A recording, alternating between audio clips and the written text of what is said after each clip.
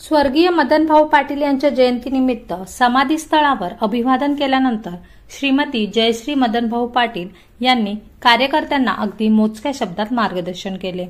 नुकत्याच विधानसभेच्या निवडणुका पार पडल्या। सदर निवडणुकीमध्ये तुम्ही सर्वांनी पूर्ण ताकदीने प्रामाणिकपणाने माझ्याबरोबर काम केलं, त्याबद्दल सर्वांचे आभार मानले। तसेच या पराभवामुळे व कोण काय बोलते याच्याकडे लक्ष देऊ नका, खचून जाऊ नका। आपल्याला जोमाने परत कामाला लागायचं आहे।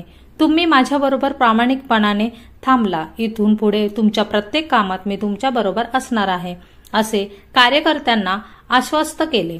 तसेच योग्य वेळेला आपण योग्य निर्णय आपल्या सर्वांच्या विचाराने घेऊन काळजी करू नका, अशा पद्धतीने एक मायेचा आधार आज वहिनींनी कार्यकर्त्यांना दिला।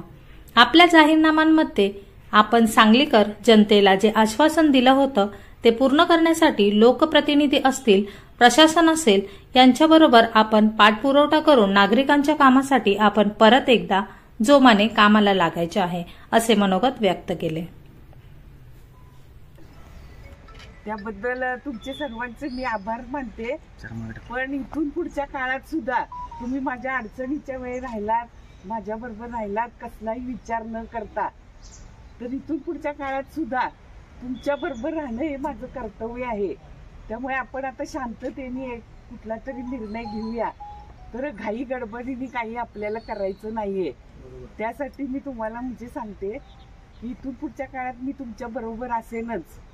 आणि पुढे मग काय निर्णय घ्यायचा ते आता जरा शांत चित्ताने आपण घेऊया। अशी गडबड वगैरे कोणी काय करू नका, एवढंच तुम्हाला सांगते।